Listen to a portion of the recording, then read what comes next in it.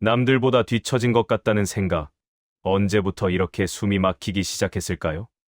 아침에 눈을 뜰 때, 누군가의 소식을 들을 때, 문득 거울 앞에 설 때, 우리는 끊임없이 무언가와 나를 견주고 있습니다. 그것이 옆집 사람의 삶이든, 옛 친구의 근황이든, 혹은 과거의 나 자신이든, 비교는 이미 우리 삶 깊숙이 자리 잡았습니다. 그런데 이상한 일입니다. 비교를 하면 할수록 마음은 더 급해지고 무언가를 이루어도 채워지지 않는 허기만 커집니다. 왜 그럴까요? 오늘은 그 이유를 천천히 들여다보려 합니다. 우리는 언제부터 이렇게 비교하며 살게 되었을까요? 아마도 아주 어린 시절부터였을 겁니다. 누가 더 빨리 걷는지, 누가 더 글을 잘 읽는지, 학교에 들어가면 시험 점수로, 대학에 가면 학번으로, 직장에 들어가면 직급과 연봉으로. 우리는 평생 무언가의 눈금 위에 서 있었습니다. 그때는 그것이 당연한 줄 알았습니다. 경쟁이 발전을 만들고 비교가 동기를 부여한다고 배웠으니까요. 하지만 지금 이 나이가 되어 돌아보면 조금 다르게 보입니다. 비교는 동기가 아니라 불안이었습니다. 우리가 누군가를 따라잡기 위해 달렸던 그 모든 순간, 정작 내가 어디로 가고 싶은지는 묻지 않았습니다. 그저 남들이 가는 길을 따라갔을 뿐입니다. 그리고 그 길 위에서 우리는 끊임없이 뒤를 돌아보고 옆을 힐끗거리며 누가 더 앞서 있는지를 확인했습니다. 젊었을 때는 그래도 견딜만 했습니다. 앞으로 갈 시간이 많다고 믿었으니까요. 조금 뒤처져도 괜찮다고, 언젠가는 따라잡을 수 있다고 생각했습니다. 하지만 나이가 들수록 그 여유는 사라집니다. 이제는 앞으로 남은 시간보다 지나온 시간이 더 많습니다.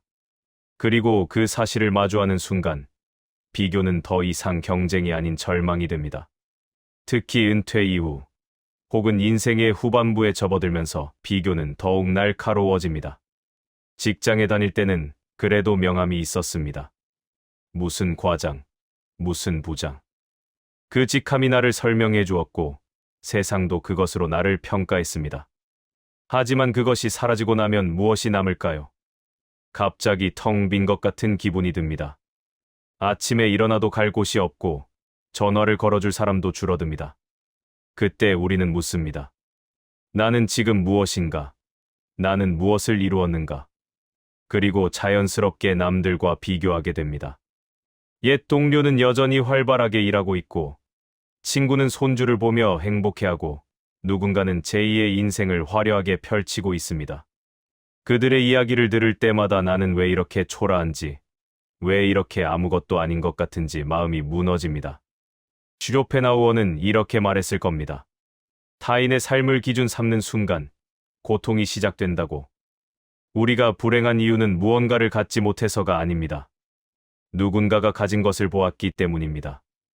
만약 세상에 나 혼자뿐이라면 내가 가진 것만으로도 충분했을지 모릅니다. 하지만 우리는 혼자가 아닙니다. 끊임없이 타인의 삶과 마주하고 그것과 나를 비교하며 살아갑니다. 그리고 그 비교 속에서 우리는 언제나 부족한 사람이 됩니다. 비교는 단순히 우리를 슬프게 만드는데 그치지 않습니다. 그것은 조급함으로 변합니다. 왜 그럴까요? 비교를 통해 우리는 부족함을 인식합니다. 나에게 없는 것, 나에게 부족한 것.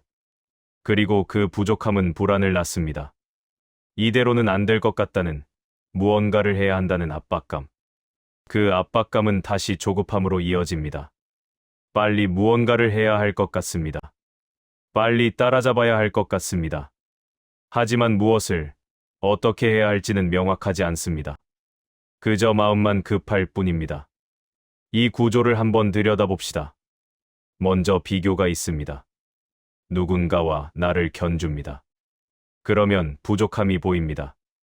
내가 갖지 못한 것, 내가 이루지 못한 것. 그 부족함은 불안을 만듭니다.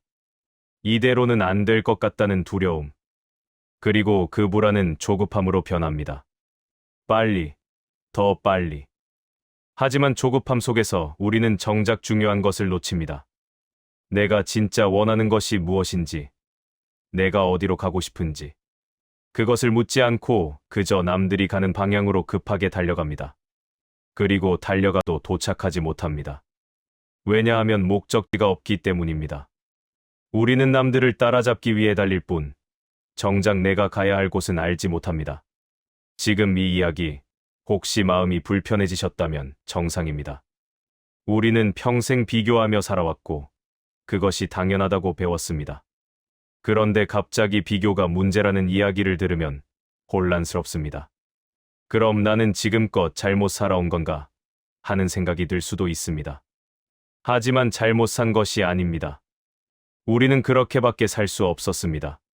세상이 그렇게 만들었고, 우리는 그 안에서 살아남기 위해 최선을 다했습니다. 다만 이제는 조금 다르게 볼 수 있는 시간이 온 것뿐입니다. 더 이상 누군가를 따라잡을 필요가 없는, 이제는 나를 돌아볼 수 있는 시간. 우리는 이미 충분히 살아왔습니다. 일을 했고, 가정을 꾸렸고, 아이를 키웠고, 책임을 다했습니다. 젊은 시절에는 상상도 못했던 것들을 이루었고, 수많은 어려움을 견뎌냈습니다. 객관적으로 보면 우리는 충분히 많은 것을 해냈습니다. 그런데 왜 불안할까요? 왜 아직도 부족하다고 느낄까요? 쇼펜하우어는 이것을 의지의 문제로 보았습니다. 인간은 끊임없이 무언가를 원하는 존재입니다. 하나를 얻으면 또 다른 것을 원합니다. 목마름이 채워지면 배고픔이 찾아오고, 배고픔이 해결되면 외로움이 밀려옵니다. 욕망은 결코 끝나지 않습니다. 그리고 타인과의 비교는 그 욕망을 더욱 키웁니다. 만약 내가 가진 것만 보며 살 수 있다면 그것으로도 만족할 수 있을지 모릅니다. 하지만 우리는 끊임없이 타인이 가진 것을 봅니다.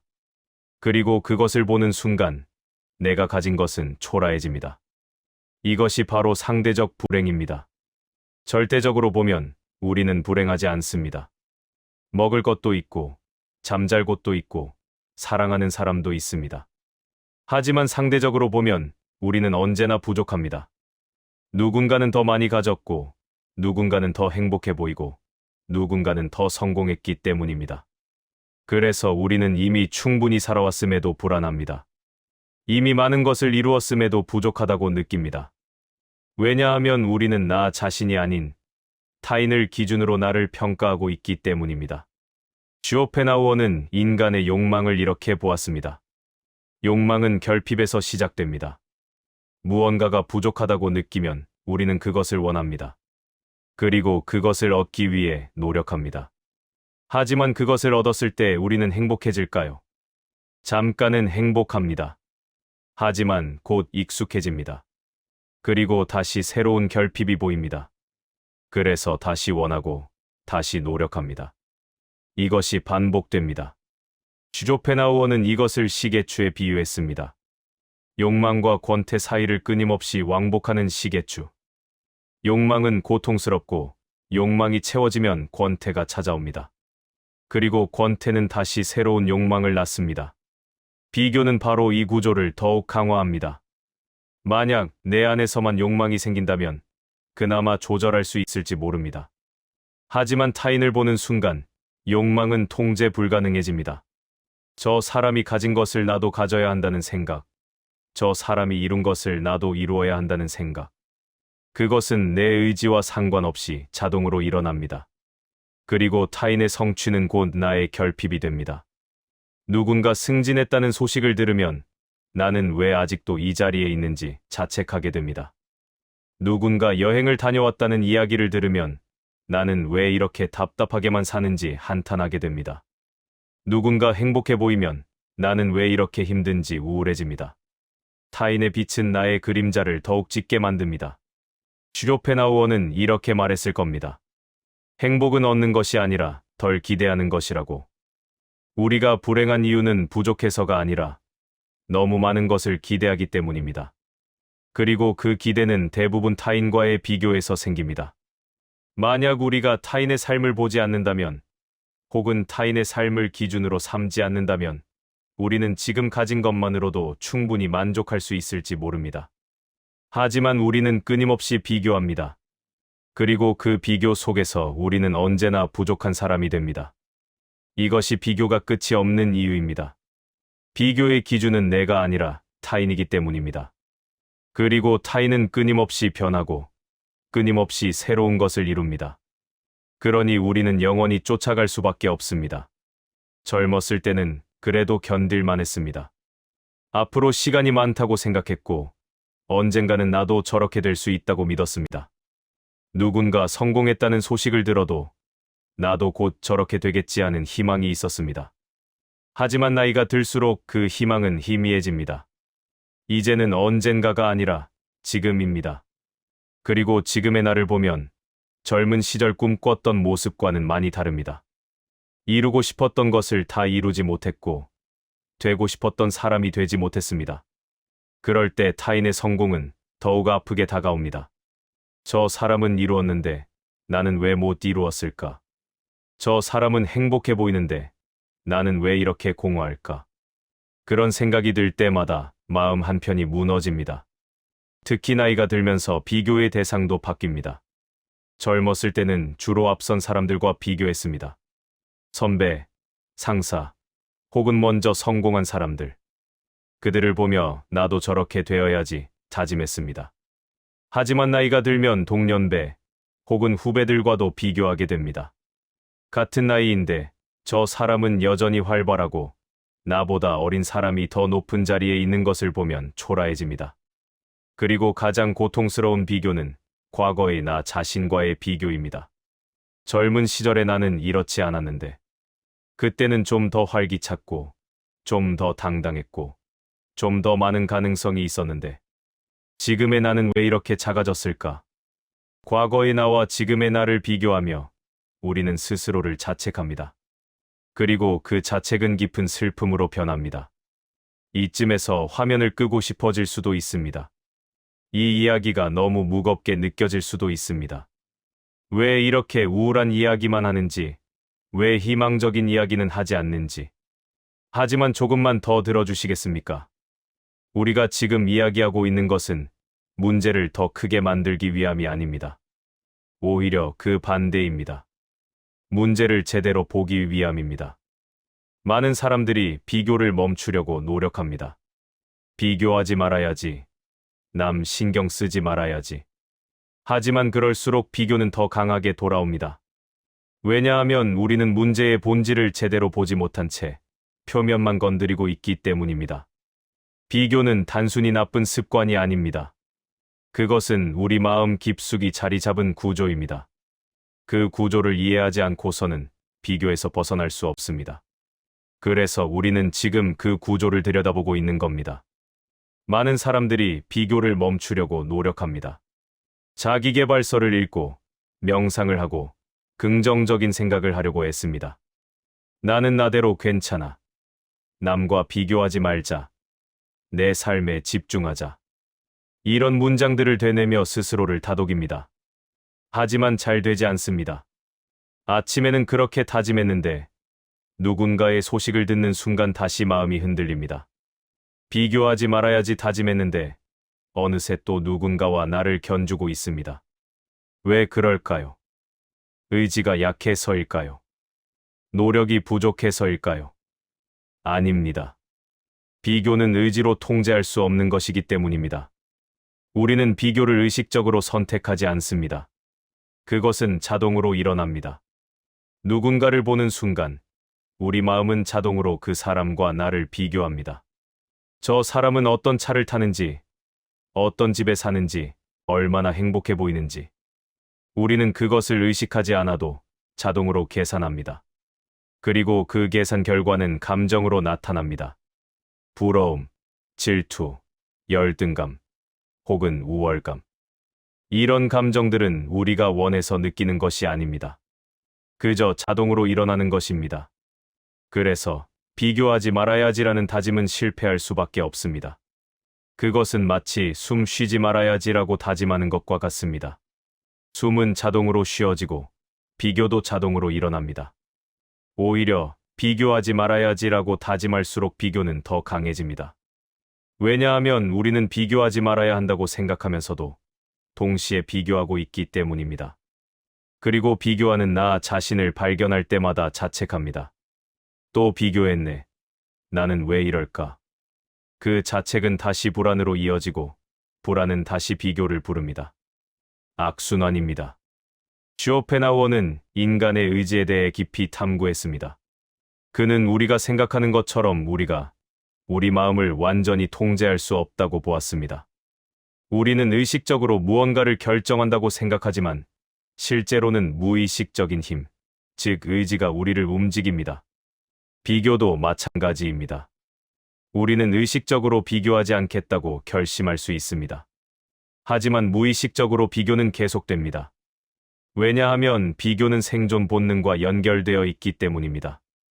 인간은 사회적 동물입니다. 우리는 혼자서는 살 수 없고 집단 속에서 살아왔습니다. 그리고 집단 속에서 살아남기 위해서는 내 위치를 파악해야 했습니다. 누가 나보다 강한지, 누가 나보다 약한지, 누구와 협력해야 하고 누구를 경계해야 하는지. 비교는 바로 이런 생존 본능에서 비롯된 것입니다. 그래서 비교를 멈추는 것은 생각보다 훨씬 어렵습니다. 그것은 단순히 습관을 바꾸는 문제가 아니라 본능을 거스르는 일이기 때문입니다. 하지만 그렇다고 해서 우리가 비교의 노예로 살아야 한다는 뜻은 아닙니다. 비교를 완전히 멈출 수는 없지만 비교와의 관계를 바꿀 수는 있습니다. 비교가 일어나는 것을 막을 수는 없지만 그것에 휘둘리지 않을 수는 있습니다. 쇼펜하우어는 이렇게 말했을 겁니다. 우리는 고통을 없앨 수 없습니다. 하지만 고통을 대하는 태도는 바꿀 수 있습니다. 비교로 인한 고통도 마찬가지입니다. 비교 자체를 없앨 수는 없지만 비교를 바라보는 방식은 바꿀 수 있습니다. 어떻게 바꿀 수 있을까요? 먼저 비교가 일어나고 있다는 것을 인식해야 합니다. 지금 내가 누군가와 나를 비교하고 있구나. 그리고 그로 인해 불편한 감정이 일어나고 있구나. 이것을 인식하는 것만으로도 큰 변화가 일어납니다. 왜냐하면 인식하는 순간 우리는 그것과 거리를 둘 수 있기 때문입니다. 비교가 자동으로 일어날 때 우리는 그것과 완전히 하나가 됩니다. 비교하는 나와 비교당하는 나 사이에 구분이 없습니다. 하지만 인식하는 순간 거기에 관찰하는 나가 생깁니다. 아, 지금 내가 비교하고 있구나. 그리고 그로 인해 열등감을 느끼고 있구나. 이렇게 관찰하는 순간 우리는 조금 자유로워집니다. 비교에 완전히 빠져 있는 것이 아니라 한 걸음 물러서서 그것을 바라볼 수 있게 됩니다. 비교에서 완전히 벗어날 수는 없습니다. 하지만 비교의 기준을 바꿀 수는 있습니다. 지금까지 우리는 타인을 기준으로 나를 평가했습니다. 저 사람보다 나은가, 못한가? 저 사람이 가진 것을 나도 가졌는가, 못 가졌는가? 하지만 이제는 기준을 바꿔볼 수 있습니다. 타인이 아니라 나 자신을 기준으로. 과거의 나와 지금의 나를 비교하는 것도 하나의 방법입니다. 하지만 이것도 조심해야 합니다. 과거의 나와 비교하며 지금의 나를 자책한다면 그것 역시 고통이 됩니다. 그보다는 이렇게 물어볼 수 있습니다. 나는 지금 어떤 사람이 되고 싶은가? 나는 어떤 삶을 살고 싶은가? 이 질문은 타인과 상관없는 질문입니다. 누가 뭐라고 하든, 누가 무엇을 가졌든, 내가 원하는 것이 무엇인지를 묻는 질문입니다. 많은 사람들이 이 질문에 쉽게 답하지 못합니다. 왜냐하면 평생 타인을 기준으로 살아왔기 때문입니다. 남들이 좋다고 하는 것을 따라왔고, 남들이 가는 길을 따라왔습니다. 정작 내가 무엇을 원하는지는 생각해 본 적이 없습니다. 그래서 이 질문은 낯설고 어렵습니다. 하지만 중요합니다. 나는 무엇을 원하는가? 나는 어떤 사람이고 싶은가? 이 질문의 답을 찾는 과정이 바로 기준을 내 삶 안으로 되돌리는 과정입니다. 타인의 속도가 아닌 나의 속도를 회복하는 것. 세상은 빠르게 돌아갑니다. 모두가 바쁘게 움직이고 무언가를 이루고 앞으로 나아갑니다. 그 속도에 맞춰 살다 보면 우리는 지칩니다. 왜 나만 이렇게 느린 걸까? 왜 나만 뒤처지는 걸까? 그런 생각이 들 때마다 우리는 더 빨리 가려고 합니다. 하지만 빨리 간다고 해서 목적지에 빨리 도착하는 것은 아닙니다. 오히려 방향을 잃을 수도 있습니다. 쇼펜하우어는 이렇게 말했을 겁니다. 서두르지 말라고. 행복은 빠르게 달려가서 얻는 것이 아니라 천천히 걸으며 음미하는 것이라고. 타인의 속도에 맞출 필요가 없다고. 각자의 속도가 있고 각자의 리듬이 있다고. 우리에게 필요한 것은 더 빨리 가는 것이 아니라 내 속도를 찾는 것입니다. 내가 편안하게 걸을 수 있는 속도, 내가 주변을 둘러볼 수 있는 여유, 그것을 회복하는 것이 중요합니다. 물론 쉽지 않습니다. 세상은 여전히 빠르게 돌아가고 주변 사람들은 여전히 바쁘게 움직입니다. 그 속에서 나만 천천히 간다는 것은 용기가 필요한 일입니다. 하지만 생각해 봅시다. 우리는 이미 충분히 빠르게 살아왔습니다. 젊은 시절 내내 달려왔고 많은 것을 이루었습니다. 이제는 조금 천천히 가도 괜찮지 않을까요? 이제는 타인의 속도가 아니라 나의 속도로 살아도 괜찮지 않을까요? 비교에서 완전히 벗어날 수는 없습니다. 하지만 거리를 둘 수는 있습니다. 거리를 둔다는 것은 비교가 일어날 때 그것에 완전히 휩쓸리지 않는 것을 의미합니다. 예를 들어 누군가의 성공 소식을 들었습니다. 순간적으로 부러움이나 열등감이 일어납니다. 이것은 자연스러운 반응입니다. 이때 우리는 두 가지 방향으로 갈 수 있습니다. 하나는 그 감정에 완전히 빠져드는 것입니다. 나는 왜 저렇지 못할까? 나는 왜 이렇게 초라할까? 그렇게 자책하며 하루 종일 우울해집니다. 다른 하나는 그 감정을 인식하는 것입니다. 아, 지금 내가 비교하고 있구나. 그리고 열등감을 느끼고 있구나. 이렇게 인식하고 한 걸음 물러서는 것입니다. 거리를 둔다는 것은 바로 이것입니다. 감정이 일어나는 것을 막을 수는 없습니다. 하지만 그 감정과 하나가 되지 않을 수는 있습니다. 감정을 관찰하고 인식하고 받아들이되 그것에 휘둘리지 않는 것. 이것은 연습이 필요합니다. 처음에는 잘 되지 않습니다. 하지만 조금씩 연습하다 보면 비교가 일어날 때 자동으로 휩쓸리는 대신 한 박자 쉬어갈 수 있게 됩니다. 그리고 이렇게 물어볼 수 있습니다. 이 비교가 나에게 정말 필요한 것일까? 누군가가 성공했다는 사실이 나의 실패를 의미하는 것은 아닙니다. 누군가가 행복하다는 것이 나의 불행을 의미하는 것도 아닙니다. 타인의 삶과 나의 삶은 별개입니다. 타인이 무엇을 이루든 그것은 그 사람의 삶일 뿐입니다. 나는 나의 삶을 살고 있습니다. 이것을 받아들이는 것이 쉽지는 않습니다. 하지만 조금씩 천천히 받아들여갈 수 있습니다. 비교가 항상 나쁜 것만은 아닙니다. 때로는 비교를 통해 우리는 배울 수 있습니다. 누군가의 삶을 보며 영감을 받을 수도 있고 새로운 가능성을 발견할 수도 있습니다. 문제는 비교 그 자체가 아니라 비교를 통해 우리가 스스로를 깎아내리는 것입니다. 누군가를 보며 저 사람은 저렇게 살고 있구나라고 생각하는 것과 나는 왜 저렇지 못할까라고 생각하는 것은 다릅니다. 전자는 관찰이고 후자는 자책입니다. 우리는 타인을 관찰할 수 있습니다. 타인의 삶에서 배울 점이 있다면 배울 수 있습니다. 하지만 그것이 나를 깎아내리는 도구가 될 필요는 없습니다. 쇼펜하우어는 우리에게 이렇게 말했을 겁니다. 세상은 본질적으로 고통으로 가득하다고. 욕망은 끝이 없고 만족은 일시적이라고. 하지만 그렇다고 해서 절망할 필요는 없다고. 우리는 고통을 이해함으로써 그것을 견딜 수 있습니다. 비교가 왜 일어나는지, 비교가 왜 고통스러운지 이해한다면 우리는 조금 더 자유로워질 수 있습니다. 비교를 없앨 수는 없지만 비교에 휘둘리지 않을 수는 있습니다. 비교가 일어날 때 그것을 알아차리고 한 걸음 물러서고 내 삶의 기준을 되찾는 것. 그것이 우리가 할 수 있는 일입니다. 나이가 들수록 비교는 다른 의미를 갖게 됩니다. 젊었을 때는 비교가 경쟁의 도구였습니다. 누구보다 앞서기 위해, 누구보다 더 이루기 위해 비교했습니다. 하지만 나이가 들면 비교는 성찰의 도구가 될 수 있습니다.